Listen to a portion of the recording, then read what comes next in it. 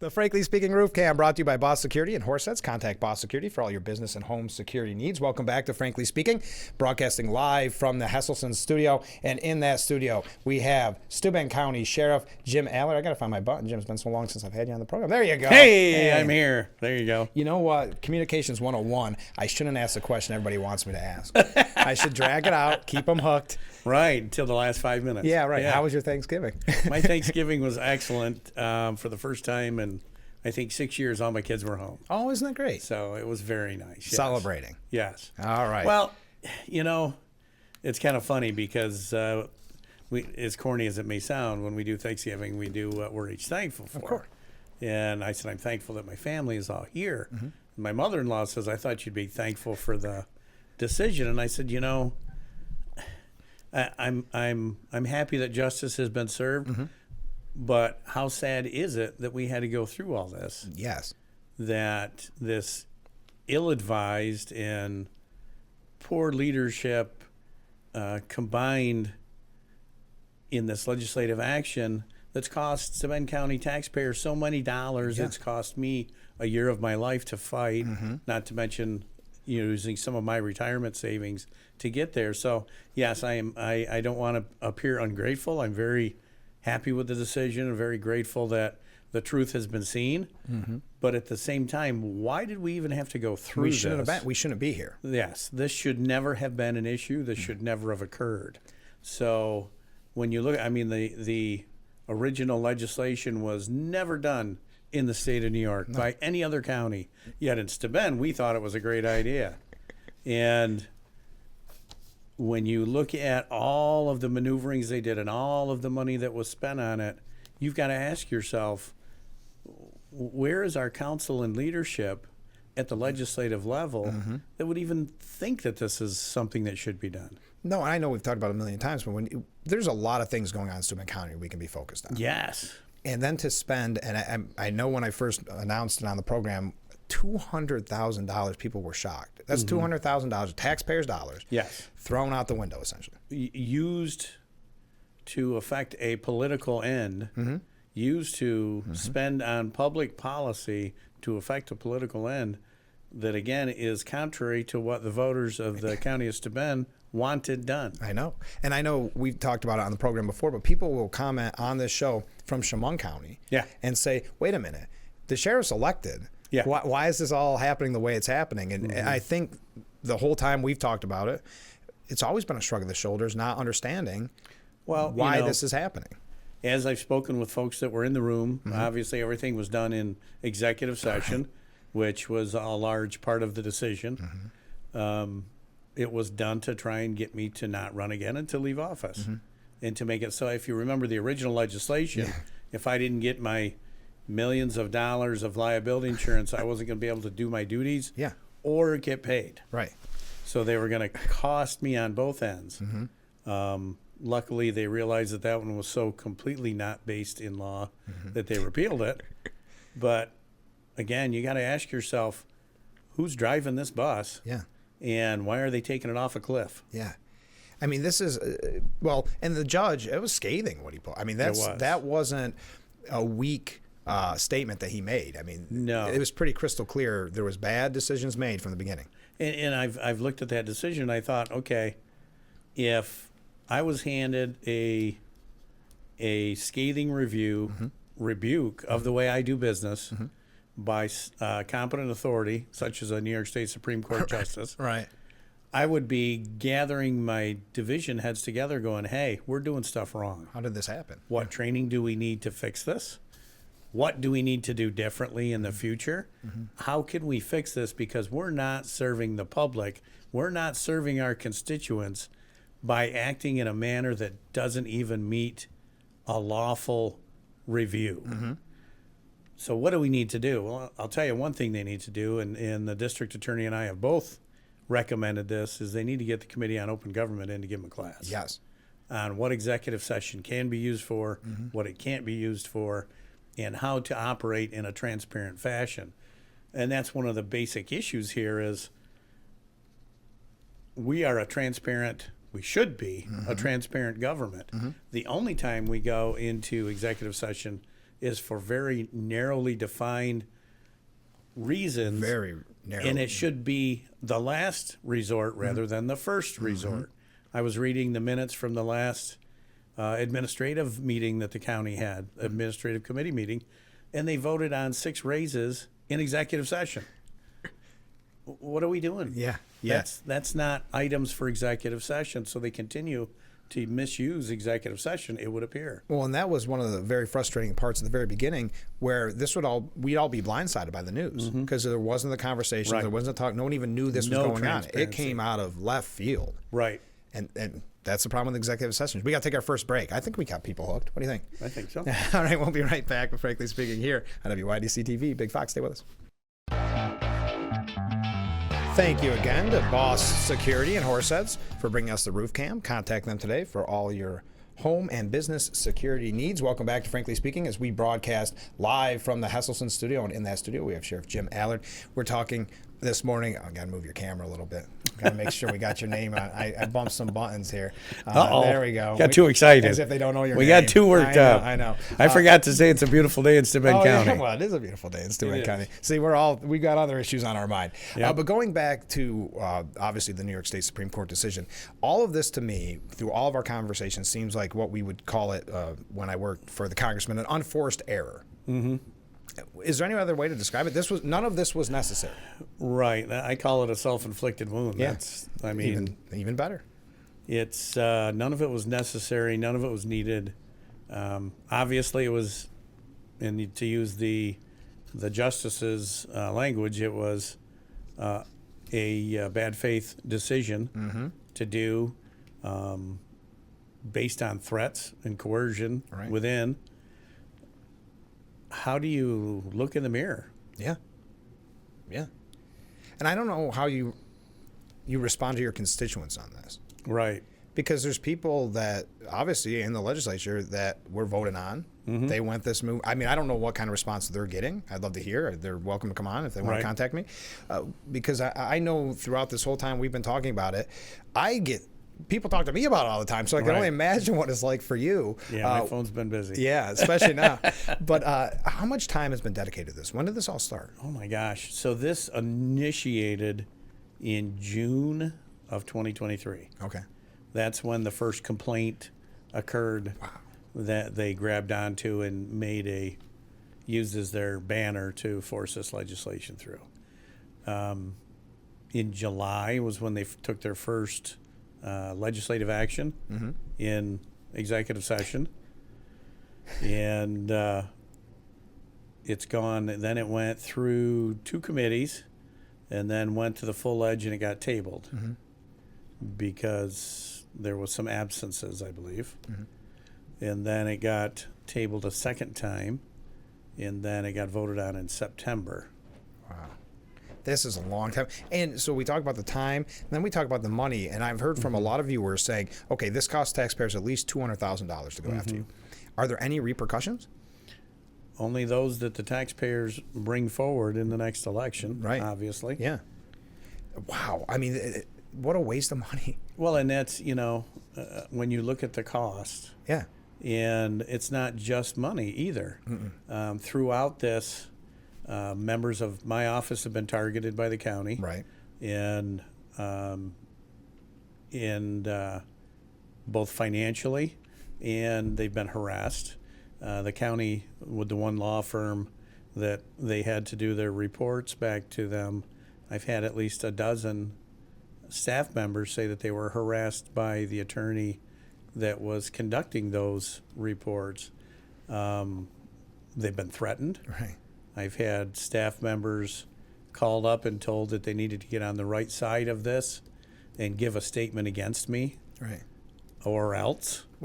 I mean, that seems above board. My goodness. Yeah, and that's been by senior leadership at the county level.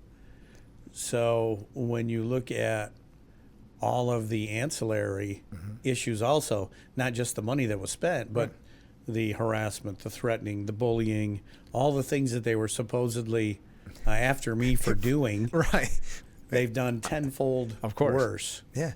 You think about the morale, even. You had morale. Oh, yeah. I mean, I know in the early days this had to be very discouraging until it became a battle cry almost. Well, and it was very discouraging. Again, I've spent my entire life in public service. Right. Went in the Army at 18 right out of high school. Right. I have served my country, I've served my county, I've served my city across the board. And I've done so in a manner, you talk to anybody that's ever served with me, they'll tell you my motto's always been, let's do it right the first time. Right. And let's do it the right way, best practice. And to have a group or a few people try to destroy my reputation, try to destroy the way people look at me, right, and basically say that I'm a person who harasses and lies and steals and try to make that case to the public, that's very, very disturbing.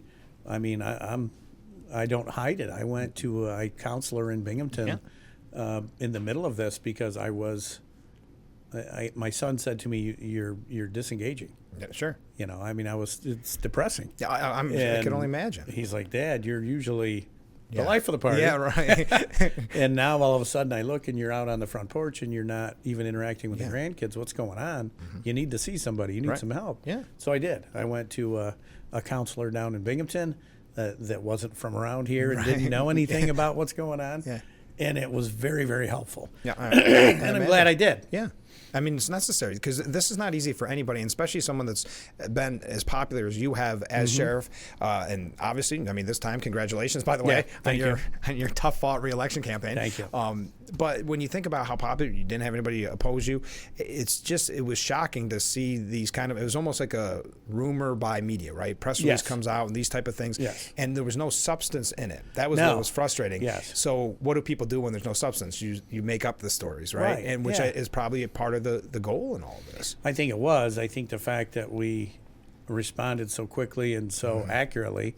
And again, that's why I attached the judge's ruling, the court ruling, to my press release. Right. And I've done that consistently. Don't take my word for what was said in court. Right.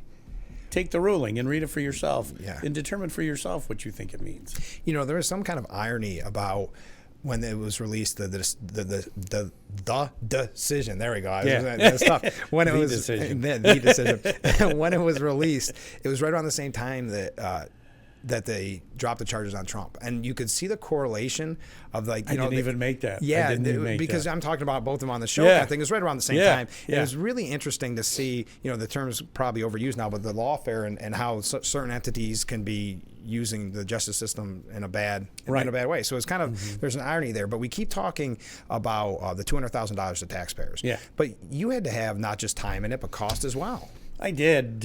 So when this started, when I was first notified they were going to try and take away my indemnification, I asked the county for a conflict attorney. Right. Let's get an outside legal opinion to look at what we're doing here and see if it's in fact a good idea, being done lawfully, and C, is it recommended?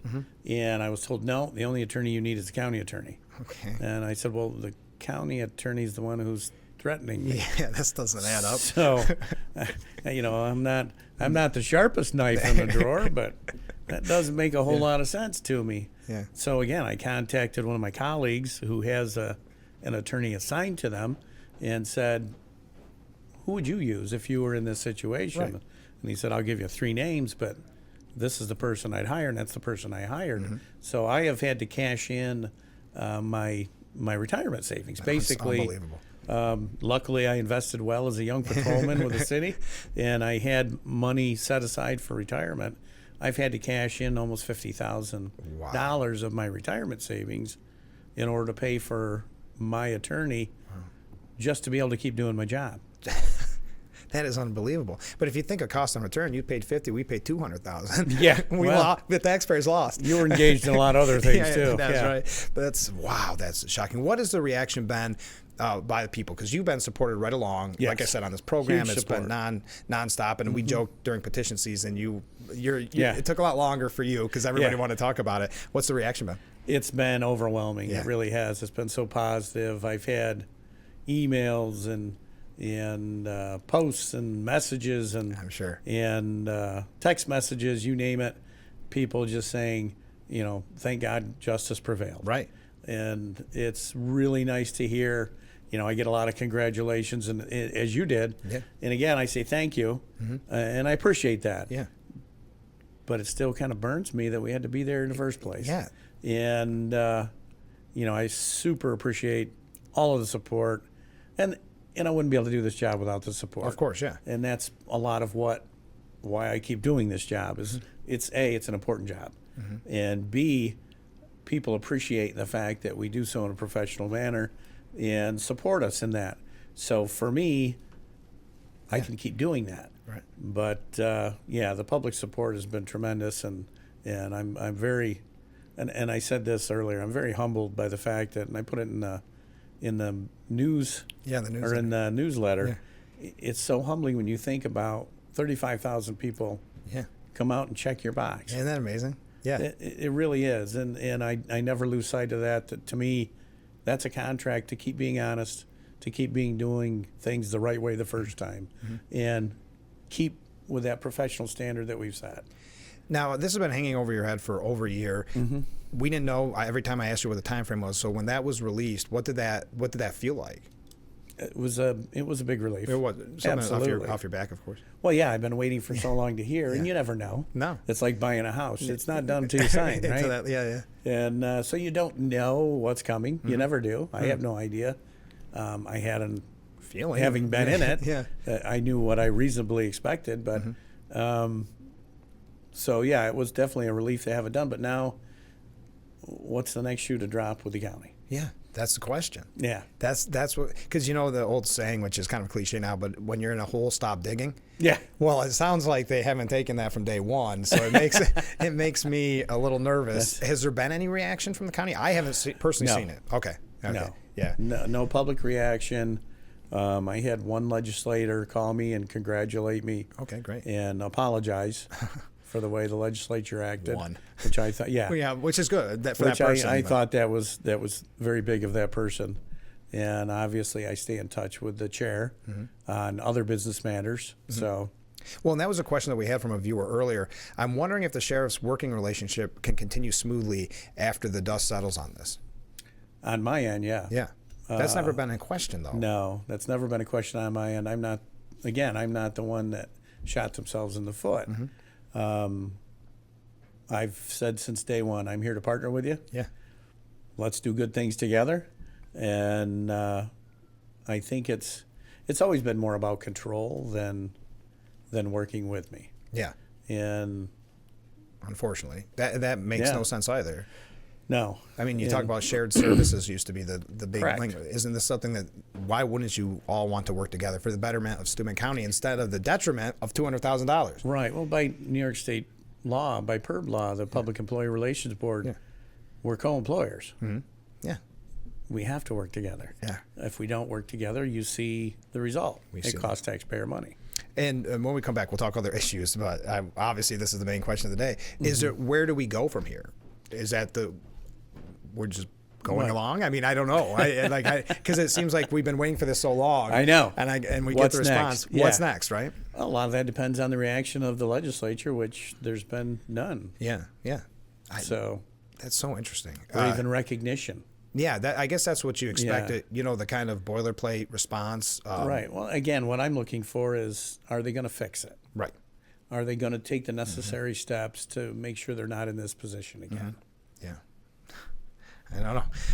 I'm nervous. All right, well, let's take a short break. We'll be right back with Frankly Speaking here on WYDC TV, Big Fox. And we are back. Welcome back to Frankly Speaking here on WYDC TV, Big Fox. We're broadcasting live from the Hesselson studio, and in that studio we have Sheriff Jim Allard. We don't have to just talk about this, but I will. This is all you've been talking about. Well, I expect to see you Saturday morning out at the Irwin Walmart. I'm glad you mentioned that. For Toys for Tots. That's a good. We should have started the show with that. Toys for Tots. Coats for kids, too. Yes, that's great. Actually, I'm glad that you mentioned that because it's this Saturday. Yes. It's at Irwin Walmart from 10 to noon. Yep. What should people know? They should know to bring unwrapped toys. Okay. New toys, or coats, or mittens, or hats, or gloves for school-age children. And we're going to fill the patrol car with the toys. Okay. And then we do it's part of our annual coat drive but it's not just coats. It's whatever clothing you may have for kids at school that are without, and especially now that winter's here. Yeah, clearly. And this has been successful. How long have you been doing this? Yeah, this is our 5th year. Wow. Yeah. It just grows every year. It does, and I got to tell you, it's amazing to me because a lot of times you'll see people who are obviously not well off. They give the most. Yeah, isn't that amazing? It is. It truly is. Yeah. And again, I talk a lot about what a special place we live, but holy moly. Yeah. Yeah. I've noticed that when ringing the bell for the Salvation Army, right? You go out there, and it is the person that you would think maybe struggling to get through that. Correct. Makes sure they put that money in. Yeah. And others that maybe not struggling so much. So yeah. But again, that's a little different because they have to have change and all that. But that's this Saturday at their own Walmart from 10 a.m. Till noon. Now, I did want to ask, because we mentioned your reelection, which was hard fought, like I said. But congratulations. Thank you. But when you look at the overall, just at the national level, but at the local level, state level, something we've talked about so extensively, public safety. Yes.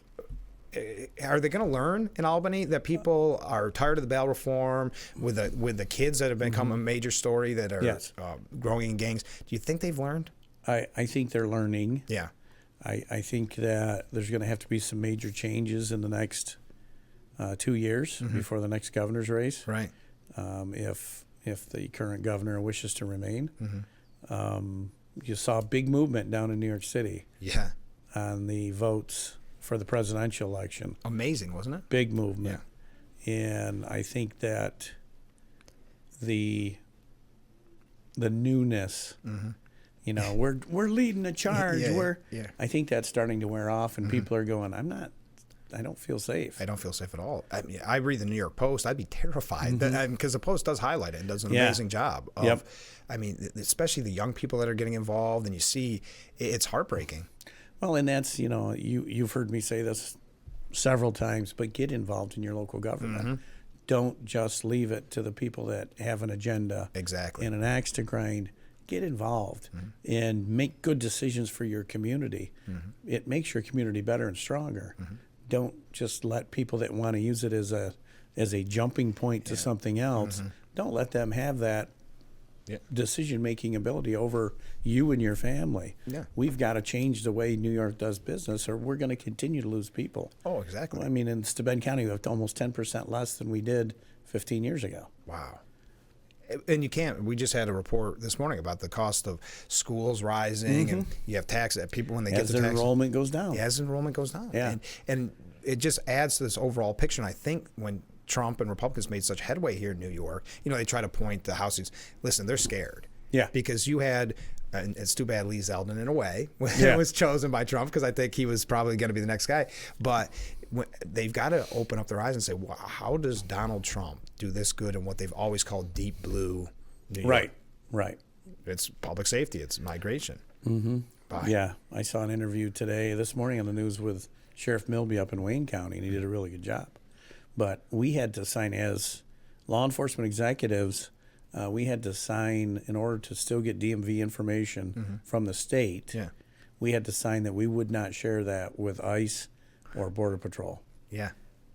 I mean, that's the mindset that New York State is in.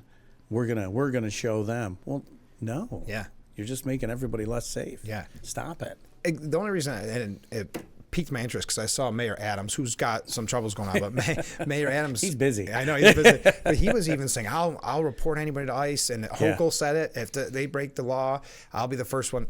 It seems a little disingenuous now, right? But to me, that tells me politically they're thinking we better be careful here. Lee Zeldin came within sniffing distance. Your southern governors were smart. Yeah. You want to be a sanctuary city, and you think you can say that without it costing you anything. Okie doke. Yeah. Here you go. Yeah. That's a huge factor for Trump. All right, we got to take our last break before we wrap up today's edition of Frankly Speaking, so stay with us. This is Frankly Speaking on WYDC TV, Big Fox. And we are back. Thank you again to Boss Security and Horseheads. Contact Boss Security for all your business and home security needs. We are broadcasting live from the Hesselson studio here on Market Street in Corning, and in that studio, Sheriff Jim Allard. Hey, we got a nice comment here from a viewer. You've had a very loyal fan base here on the show. Very lucky with that. This is good morning, Frank, and good morning to the Sheriff Allard. A huge win, huge in all caps, for justice. Congratulations. The overreach, expense, coercion, and overall blatant lack of integrity by the players is sickening, and some should be held accountable. I certainly think a defamation case is in order and a financial reimbursement a must. Well, that is very nice. It was. And again, I can't tell you how humbling it is to have the amount of support that I've seen. Yeah. It just amazes me. And I know I don't want to relitigate this and go back to it, but it does feel like a win. Mm-hmm. But when you think about it, it's not. Yeah. It is for you personally, and we're glad, of course, like you said, justice is served. But it's not a win for the county. No, it's not for the county, and we should have just never been here. No, correct. But let's change the topic. Yeah. So sticker stores. I know I bring this up every time. Yeah. What are your thoughts? I know that last I knew, and that something changed here in Steuben County, it's still being done by weights and measures? Yes. So you're still not involved? So I'm not in the listing of the law. We've met with weights and measures. Okay. We're here to help them any way we can. Of course. Because at the end of the day, it's still criminal enterprises affecting public safety. Mm-hmm. So we do have ongoing talks with them. We're hoping that the county readies itself and prepares to move forward. Mm-hmm. Because the other side of that is the way these laws are written, there's a lot of action that has to occur by the county attorney and in the courts. Okay. And the courts have had no briefing on what these hearings are or what they're going to look like or what they can do and can't do. So there's a lot of backroom discussions trying to figure out the mechanics of that and the logistics of that. Mm-hmm. And again, we stand ready to help anytime because it is such a issue, public safety issue. And, the areas that have the legal stores that have the licensed cannabis distilleries, or I think that's the correct term, or close to it anyway. They don't stink. Yeah. Everything's sealed. Right. You don't have that, and it's almost like an OSHA issue. That's at what this I don't point. Understand. Is that the smell is so great next door, as you well know, next door to any of these places, and on the street corner, and from people going in and out, that it's noticeable, and it's got to be similar to secondhand smoke from cigarette smoking. Of course. The worst part was trick or treat when the kids were all down here. Yeah. And you could smell down the street. I mean, listen, I have a long day of work at the show. Would I like to light up a cigar right here? Mm-hmm. If I did, what would happen? What would be the first thing? I'd get in a lot of trouble. You would be. Yeah. So how are the rules not applied in the same manner? Well, I guess it depends on how deep you want to go into my conspiracy theories on that. Well, fair enough. But I do believe that the law was changed in the way it was changed to create a customer base for the lawful ones. Yeah. And unfortunately, they're coming. But in the meantime, we've got all of these areas suffering blight. Yeah. And suffering from the smell, et cetera. Plus, at their base, they're a criminal enterprise. Right. And think of something as simple as in the summer Centerway. We're here in tourists. It's always been. They get their lunch. They eat out there on a beautiful day. You've noticed a stark contrast this year with the smell because I can't walk down the street without smelling at some point. Right. That's amazing to me. Yeah. So other counties have been able to do it. What is the hitch here in Steuben? Maybe I'm not understanding. So again, the Steuben County leadership. Oh, okay. Or management. I'm not going to call it leadership. Right. Steuben County management determined that they needed to have it with weights and measures. So that's okay. Now I understand. Any other county has put it with the sheriff's office, right? Because it is a criminal enterprise that you're trying to affect. Yeah.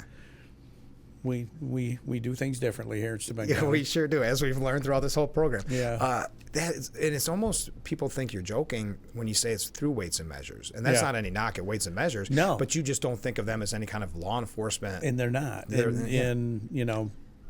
Where weights and measures comes in is when the legal dispensaries, that's it. Yeah. The legal dispensaries come in. I was almost there. Yeah. The legal it's probably sitting next to one too long here. Legal dispensaries come in Weights and Measures comes in and makes sure that 3 ounces is 3 ounces. Sure. And that the packaging is done correctly, and that all of those things, that's what Weights and Measures does. Exactly. And they don't want to be saddled. It's just grossly unfair Yeah. to saddle them with this. They don't want that. No. Imagine you sign up for Weights and Measures, you've got your normal job, and they all of a sudden, hey, you're going to be Johnny Law all of a sudden. Yeah. With no, it's so amazing to me. Yeah. Just before we go, I got a comment from a viewer here. Sheriff Allard is the real deal. Thank you for your service. That's nice. Is that your nickname, like Evander Holyfield? Before we go, don't bite my ear. Yeah, no kidding. Don't bite my ear. Before we go, I know you have a pretty exciting thing coming up with the FBI leadership training. Could you tell us about that? Yeah, it's going on right now. It just started yesterday. Oh, okay. We've been fortunate enough to be able to get the FBI law enforcement executive development training here in Steuben County. This is our second time hosting it. Okay. And we have it going right now where we have law enforcement professionals, management level from across the state here for FBI training, leadership training. Was from as far away as Albany County. Oh, wow. Quite a few. I think I saw 3 different undersheriffs in it. We have a captain and lieutenant from the jail and a lieutenant and a sergeant from the road patrol that are attending it. I really like it. I went through it a lot of years ago, and it's very, very good. It's leadership development training that rivals what you get in the military. Oh, wow. And I'm very impressed with it, and it's tailored to today. Okay. And it's the same as what they teach in the National Academy, but they come out and do it locally for you. How long does it take? It's 3 one-week sessions. Oh, okay. Wow. Yeah. Oh, that's great. And focuses purely on leadership and how to be a good leader within your agency and your community. So I'm very excited about that. And we're halfway through week 2. Yeah. Well, we are out of time. Thanks for giving us so much time. And again, I know everybody's saying congratulations. Unfortunately, I wish we didn't have to say congratulations or anything. Right. I wish it could never happen. But I hope this is in some ways the last time we talk about it, in other ways not. But we'll see. We'll see. But thanks, and happy holidays if I don't talk to you. Yes, you have a very Merry Christmas, my friend. All right. Well, join us tomorrow morning, 6 a.m. Joe Sempolinski's going to be our guest. Is he? Yeah, so join us tomorrow. Very good. Right here on Frankly Speaking. Have a great day, everyone.